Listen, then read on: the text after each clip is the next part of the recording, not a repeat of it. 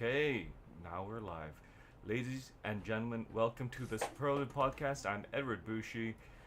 One guest, no edits, no post production, just a sharp live conversation about what it really takes to reach higher levels and what comes next. So let's get into it. Braydan Young runs an AI company built on the thesis that AI won't replace people as fast as many claim, because nobody spends six figures buying from a machine without a human in the loop. So before getting into Brayden's story, I just want to say a really big welcome and glad to have you on the podcast. Before we start, what is Slash Experts in two sentences, and then we'll go back to that in the end. Yeah, Edward, I like the shows with no editing. Make sure that I don't say anything crazy. So what Slash Experts is we are the B2B trust layer. So we connect your prospects to your customers as a first or second or third step in the sales process to help people have more trust and confidence in your service before they buy it. Hmm. Okay. All right. That's really good. Um, uh, and it's a very interesting topic because I know when it comes to like getting people to say yes to your product, you don't talk to a salesperson. You really talk to another customer to just really get a good feel of the product that you might buy. But before we get into what you're doing, you're actually a third time founder. Like, Yeah. talk to us about your journey to get here. Yeah, I mean, founding is I enjoy the pain of early companies. I did one. My first one was called Coffee Sender. We sent gift cards for Starbucks. Next one was called Sendoso, which is a really big gifting company. Hopefully, your users have used it to send out gifts. And then Slash Experts has been the one the last year and a half. So it's been fun to do it a third time. It's you learn a lot as you go through it, like what errors you don't want to make again, Yeah, and you also kind of gain a nice network, which is nice to look for investors or like for hires and things like that. totally. Are you of a engineering background, or are you of a business background? I'm sales background, so I'm all go Ah, to okay. market. But I mean, like as any early kind of co-founder will tell you, you get kind of a degree in product and wireframing, and you know enough about engineering to get yourself in trouble. But my background is all go to market, so all sales. I've never truly coded or anything myself, except vibe coding. Nice, nice. It's been mostly sales.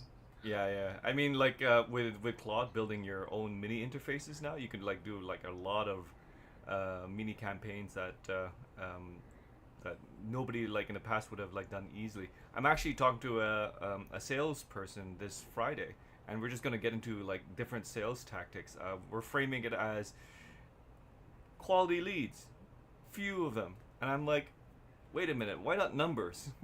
Like the numbers convert. It's a numbers game. No. We're gonna try and meet in the middle. Yeah. That's good. I mean, I think that like my sales approach has always been partnerships. I like the idea of people bringing me into deals. Mm, I'm a lazy outbound person.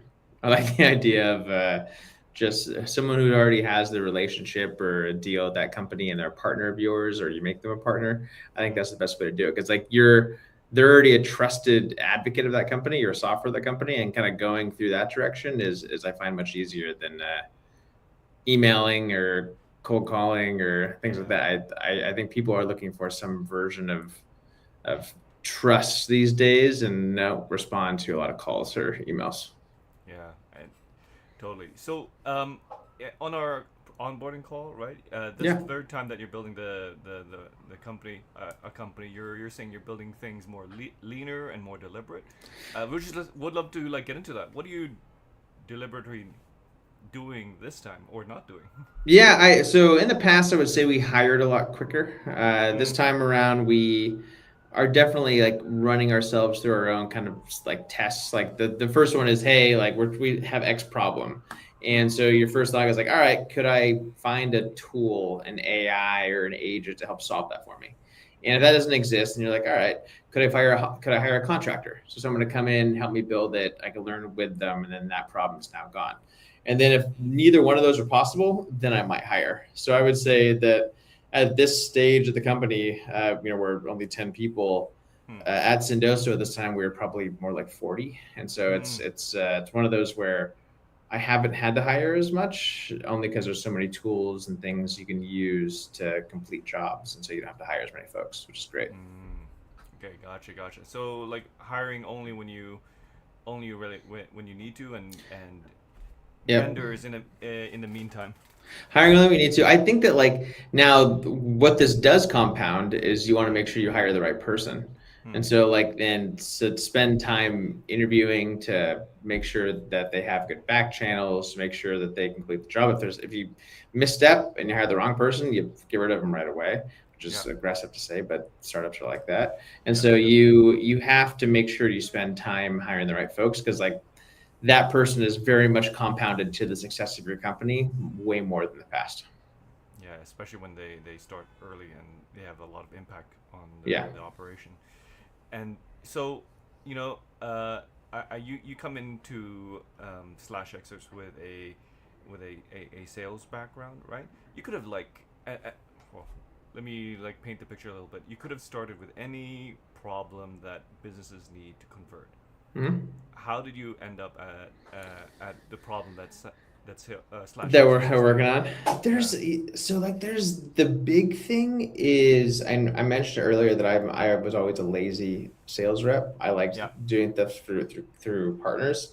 So very similar to Slash Experts. So where a lot of deals move forward and close, or like, and everyone does like these customer dinners right now where you have like a customer there and a prospect there, and your goal as a sales rep is you want them to talk, because like the Hmm. hope is like they talk about like, hey, like how they're using your tool and how they love it, and then the prospect's interested, and then hopefully they close because they found a happy customer. And so we saw that all the time at Sendoso. We'd have these dinners and they were great, and customers and prospects would communicate, and we're like, we should just try to scale this. Like, let's make it easier for folks to have a back channel, talk to somebody who's already using the tool, because that third voice is your best advocate, more than sales who's motivated to sell you something that you might not need because they're trying to hit a number. Like, Hmm. that customer doesn't care. Like, they're just like, yeah, this solved a problem for us, it was great, here's how we use it. I mean, that testimonial is far superior to anything sales could ever say. And it seems like a real time testimonial because I've seen the Yeah. site and I've seen the customers have this mechanism where you can actually talk to another customer. You're literally, uh, well, actually, could you walk us through the product? How does it look like? I'm a client and Yeah. I have a Slash Expert module in my site. Let's say I'm a tradesperson, or let's say I'm an IT guy or an IT company. Yeah, so like three use cases. So Hmm. for first use case could be on your page, like you have like a logo scroll, and like underneath that logo scroll, you have like a talk to a customer. You press that, all these folks pop up, and you can book a time in real time to like talk to someone who's already using that tool. That's one. The next one is like maybe you have a really great demo, or you talk to sales or your PLG product, and someone signed up and is using like a 14-day free trial. There's a pop up like in the app saying, hey, like, how's it going? Like, you should talk to a customer, someone who's already used us. Or sales follow up is an email saying, hey, had a great demo, good to meet you. You should meet Edward. He's a customer that Hmm. bought us a while ago. Book a time with him. So you can use references way further up in the sales funnel. Like, that's probably your most dominant use case, is the second one. And then Hmm. the third one is we have an agent called Carly who's doing all the booking for you. So after someone has taken a demo and they're living in the pipeline, and they're Hmm. kind of going through, let's say, a 30-day, like a 30, 60-day cycle, Carly sends all types of social proof. It'll send reviews, it'll send case studies, and the biggest one, it'll send like, hey, you should talk to an expert. So it knows kind of when the best time is to send something to kind of get a deal to move forward, because Hmm. social proof is how deals close. Like, you might have a great demo, but that person who you talk to is trying to sell you internally. So sending great content for that person to use to almost like, to accelerate FOMO or to get them to use it internally is what Carly's doing all day. So it sounds like you're basically I'm putting it in a very rough way, but you're helping companies not have a sales team. Yeah, I mean, like long-term vision, I personally think sales changes. I don't think an account executive role is something that is around the next 10 years. Hmm. I think those roles become more of an account management role where folks are already in your system, they're using it, they're looking for guidance. looking for like onboarding help, like land and expand type deals. I think that's where sales lives. I don't think the traditional model of going and taking a demo or jumping on a cold call and being like, I am trying to solve that problem. I think that goes away. And I Hmm. think a lot of it turns into more of sales going to account management type roles. Or in the enterprise, you can call it whatever you want to call it, but enterprise is more like it takes a long time to expand a deal. I think that's where sales lives more than the traditional big sales force. So it sounds like land a few clients and make and just grow inroads through that Yep. through there. Yeah. I think that's where software, that's where tech is moving towards. Yeah. Uh, I mean, like you figure like Atlassian did that like 10 years ago. And so it's more like you don't really ever talk to a salesperson. You kind of get set up in their system. Yeah. And then like as you go along, they try to sell you more things. Like it's this, I think the land and expand model works the best because people are already trust your tool. They're already Hmm. in there. And then you can kind of sell the departments.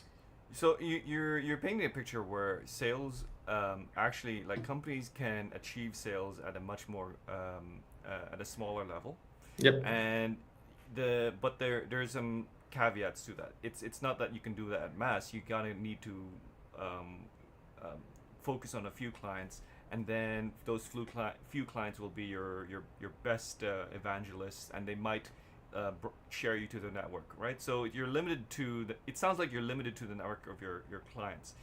Um, how does this? uh, Do you do you think it's like it just makes things sounds like businesses can now operate only and be successful only locally, but not like in a global sense.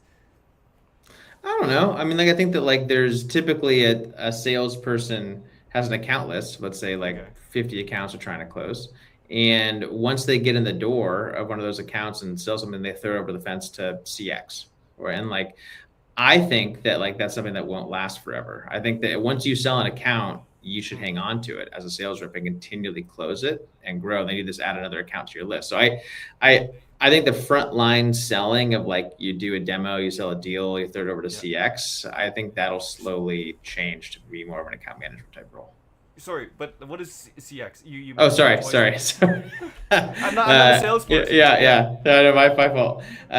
So CX is like customer service. So like you're a customer success manager. So like you Ah. typically like when you close a deal, like you're like, great, thanks for signing the contract. Meet your customer service rep, your CSM. Like CX is the department. Hmm. Like meet them and they'll get you onboarded. Yeah. And so then you typically never talk to sales ever again.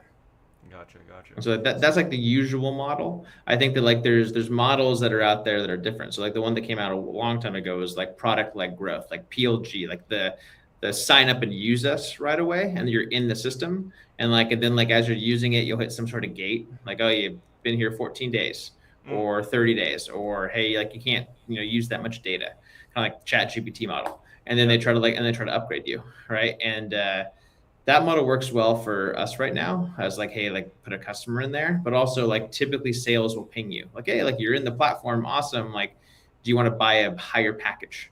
Hmm. And like that model I think already has taken most of sales out of it. It's very much self-serve, and the first contact you have is typically with a customer service rep if you have problems. Gotcha, gotcha. So, talking about models, I come from a crypto background, right? And one Yep. of the things that we learn or we have to really like take to heart is token economics. Basically, Yeah. how people operate in the system and how they take care and look out for the token or the product, right? So all the incentives around that. So I'm going back to you have customers basically evangelizing for a product, but I can imagine them like um, being so tied up in it most of it with their days or their weeks, right? So like, what motivates them to like give their time Yeah. on behalf of the product? Yeah, so like there's the way you got to look at your customer base, and the way that a lot of those deals are sold is a discount is sometimes given because they are like, hey, I'll be a reference for you, or I'll be a Oh. testimonial for you. And so like a lot of that is said, especially in like SaaS and software type companies. So and then like those folks become references. Now you're taught as a sales rep to avoid references.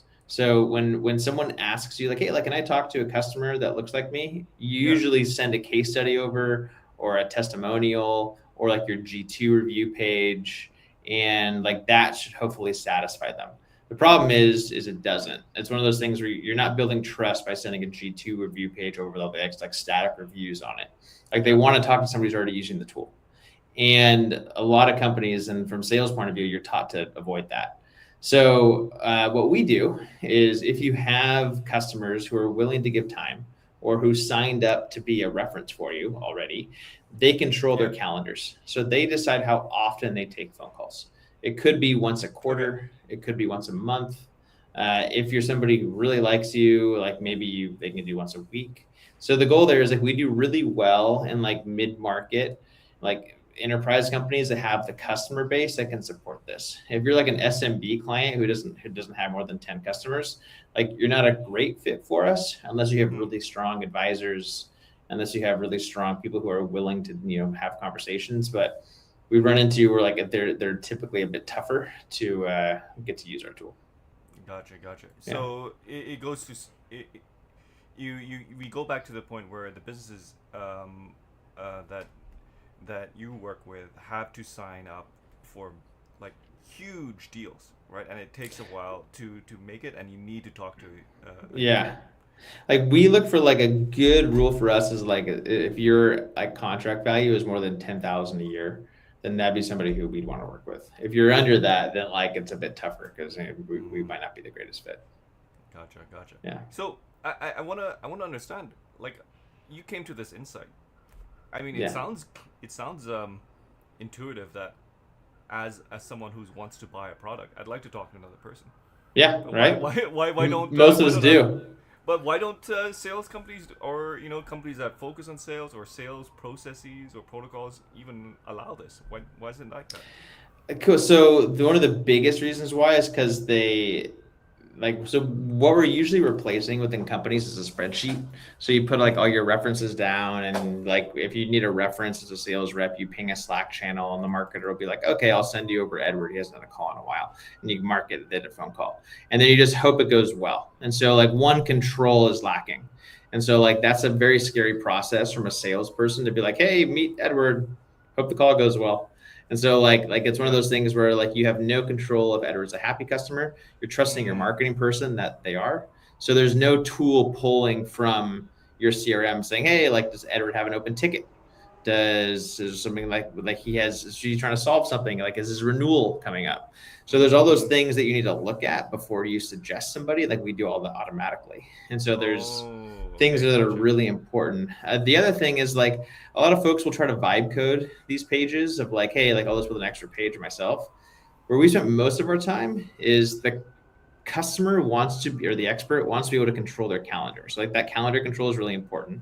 They don't want to go back and forth, have to find a time. We automate a gift for that customer saying like, hey, thanks for the phone call. Here's, $100 in DoorDash credit or Amazon credit. Like, so all that's automated. And then also the customer knows if the deal closes or not. The worst part about references is like you do a phone call for a software you might like, and you have no clue if the deal ever closed or what happened. And so we kind of complete the loop there. And like that, like those took us a while to build out, like the automated gifts. Like we had to rebuild the whole calendar tools. Like those sorts of things took a long time to create, and that's like our moat as to why we sell to a bunch of companies. And then let alone the agent who's doing all the outbound for you. Yeah. One of the things that really blew me away when I studied your company was when people talk about you need a human in the loop. Yeah, I get that. Like Yep. a human helps curate things, right? Yeah. But I'm always thinking about the human in the loop, the human being in the company of the one selling, but not a customer being the human in the loop, right? I never thought of it that way. That was pretty like that's to me innovative. Yeah, I mean, like if you go to any, like most sites that are out there, they all list the logos they work with. Like we work with Yeah. Oracle and Meta and Procter and Gamble, but like, and we just take that at surface level. We're like, oh, that's cool. Like these guys must be trustworthy because they work with all these big companies. None of us asked to talk to those companies or like look for testimonials to those companies. And like, we just want to be able to make that easy for folks to find the info they're looking for to know if this service actually works for these guys Yeah. or those Yeah. guys. Yeah. So like you're building SlashExperts in the time of a lot of conversations around SaaS products, right? And Yep. pay for outcomes. How would you describe SlashExperts like model? And like I know a lot of people are thinking, um, pay for the outcome only, right? Yep. Does a sale happen, then charge a person, right? Yeah. How are you thinking Yeah, I about mean, it? like there is a setup cost, so like there is a platform fee for us. I mean, it's low in the grand scheme of things to get Mm, things set up because as we just have to do reach out and build pages for you, all that fun stuff. And then we're very outcome based pricing because we charge on like if a call takes place. So if a call between you and I actually happens, and I'm the customer, you're the prospect, and that call and let's say me as the customer is a payout saying, hey, thanks Braydan for doing the phone call, and it's 200 mm, bucks. We charge a fee on top of that. And so like so we charge a fee on that, and then like we have like the setup cost, like the platform cost there. So like, those are the only two ways we charge. Like the our ACV is typically in like the 30 to 40K zone. So it's much less when you think about how much a salesperson costs. sorry, you mentioned another acronym Oh, there. sorry. Our average, yeah. God, the worst of acronyms. Our like average contract value. Okay, gotcha. Yeah, like Okay, that's like a yearly cost. okay, gotcha. Yeah. All right. So, do you want to talk about like the kinds of companies that you help? Because like, Yeah, sure. in people's minds, they're thinking small businesses, but you have like the big names like on your client list. Yeah, I mean, like mid market's killer for us. B2B is fantastic. So, Mm, if you're like a company that's selling other companies, like the big thing that we look for is if your contract, if what you're selling is over 10,000 bucks, like that's step one. If the next step is like if on the middle of your website you have all these logos and social proof and testimonials, like that's like the next gate we look for. The third one is like if you have a book a demo button on your page and like that's what your conversion is like, hey, go talk to sales, like try us out. It's one of those mm, things where like we do a lot of pilots where it's like, hey, like try us out for a couple months and like I guarantee we'll convert more than the contact sales button. mm, gotcha. So, I want to also uh talk about like since I do a lot of like financial Yeah.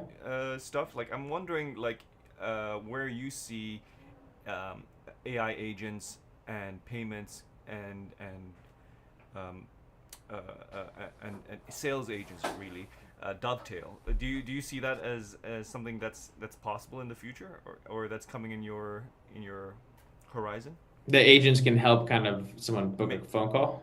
or and make payments or Oh close a yeah, quote. I think I mean like we use agents now for all of our payments. Like if a call takes place, an agent will send a message to the prospect or the customer saying, "Hey, like thanks so much for the time. Here's a e-gift to thank them." So all that is automated, like via agents. I think we have had a lot of great success in the financial like financial tech type companies because Yeah. there's a lot of them and there's new ones all the time and folks there like back channels like talking to peers way more than even a b2b. It's more like Oh, so interesting. it's one of those where it's like, hey, like can you tell me how you solved this problem and did it work and did it not work? Like so I think that we found that that's a great industry for us to sell our tool into. Oh, we're back channel. That's so funny because like where back channels are needed, like Yep. the slash search is needed a lot, is in the financial industry. I wonder if Finance folks love their back channels. It's one of those where wow. like there's a lot of like I mean like like there's within the industry it's amazing how small they are, and so like Mm. you kind of like meet a handful of people, and if you were to see somebody who's using a tool on a page like, oh, like did it work? I mean I think like those are those conference conversations, or if you run into somebody at the coffee shop conversations that we're just trying to scale. Wow, wow. Yeah, I also wonder like why why a back channel would be needed. But I guess it's like it's very sensitive. Like it's like I wanna work with this trader or this broker, but I don't want to commit $50,000 as a customer yet. Maybe I just want to talk to another person. Well, I mean, like you, like finance industry is like they support companies like GLG and Mm. AlphaSense and like those like big data companies. And so before investments take place from the financial side, like they're trying to gather as much data as possible. Like due diligence of like financial people is wild. And so like to support these big Oh. companies, and so we just started making that easier because we're showing you people that are actually using a tool. Okay, gotcha. Yeah. That due diligence is a great word, a great concept. Yeah. I know like investors like even think about that as Yeah. well, right? So yeah, that's really good. Okay, so yeah, I want to throw this last question to you Cool. and put it on the table. You can disagree with it or not disagree with it, and we'll just love your take. Okay. So, if the most trusted voice in every deal is now another customer, not the vendor, not the AI, what happens to the whole of idea of a sales team 5 years from now? So like I mean that's like we kind of talked about that. I mean I think sales changes. I don't think sales goes away. I think that like there's so like even so if you look at sales teams today, the Yeah, best sales reps are the consultative ones where you jump on a phone call and they're like, hey, like this is the tool, this is what we're doing. Have you read about us? Great. And if yeah. you're not a fit, they'll be like, hey, like you're not a fit for us. Like sorry. And I think like those are the best sales reps, the ones that are trying to help you solve a problem. Not every sales rep is like that. I think you have a lot of people that are motivated by just trying to shove software down your throat and it's not a fit for you and they're just trying to hit their number and that's a Oh, problem. So like I think that sales changes aggressively to more of the consultative approach, more of the account management type role where ah, maybe you're already using a tool that company has, they're trying to upsell you. Maybe you have a free trial, they're having conversations with you as to like, hey, like here's different paths you could take once this trial ends. I think that that'll be the future of sales. It won't be a SDR cold calling you to set a demo. SDR is like a sales, like junior sales reps, like ones that are right out of college, let's hit the phones all day. So like you won't get calls from those guys to set a demo, to go talk to sales, to go close a deal. I think all that goes away. And then lastly, I think that you nailed it too. Like outcome based pricing is the future. I don't think people hmm, want to pay like per seat's dead. I think that, hmm. like that you've seen Salesforce's and HubSpot stock. It's garbage. Like their stocks are really bad because of it. And so Yeah, like I think platform fees work, but I think outcome based pricing is where we'll all move towards. yeah. I appreciate that nuance because you mentioned consultative. Yeah. I have an idea of what it is, but I like how you unpackage that. Yeah. I You're mean, like helping someone solve something. solve a problem. Like sales reps that are like, hey, like, you're not a fit. Yeah, Like I don't think you want to buy this. Like those are the best sales reps. Problem is like a lot of those folks, like the sales path, if you yeah, do really well in sales, you get promoted to a manager and you get yeah. promoted to and like not every manager or not every great salesperson is a great manager. And so I think like that's where I think like that happens. Like career paths need to probably change too. Gotcha. So like, if you're just to get a picture of the sales that's going away, the sales that's going away is the people that are just following a script, Yep. that just want to get as. It sounds like you're against the numbers people. The people just want to get hundreds and thousands of leads, and then one of them is going to convert. I It's am. it, I think I don't think it's how you sell anymore. huh? I think that like you sending 10,000 emails and getting two demos from 10,000 emails and then running a demo and that's like a deck that you look at and like you have a set script of like the first call is a discovery call, the next call is we show you a deck, the third Mm, call we actually show you the product. All that is gone, or at least gone mm, on the next. Let's say there's companies that do it now, sure. I just don't think that's how you sell anymore. I mean, like I've sat on a million demos on in the selling position and in the customer position, and I like to see the product on call number one. And mm-hmm. like that, reps that can't handle that, I don't want to buy from. Okay, that's Yeah. that's been really insightful. And I think I mentioned this earlier in our call, but I'm gonna have another sales talk next Friday. So I really Yeah. appreciate the framework that you gave me, and you And gave the and the crowd like acronyms. and the Sorry. acronyms. Yes, Yeah. so I'll be prepared. So yeah, Brayden, I just want to say a really big thank you for Yeah. Thank you, sharing your Evan. insights and love what you're doing at SlashExperts. And for those folks, who are interested in including a human in their sales process, a real human customer, guys, visit SlashExperts. You can find Brayden on LinkedIn too, right? Yeah, I'm the way I spell my name, the Braydan. I'm the only Braydan Young on LinkedIn, so connect with me too. He's not hard to find. He's just He's fine. not hard. Yeah. Okay, ladies and gentlemen, thank you for staying with us, and Brayden, thank you again for joining us. Talk to you later. Yeah, man.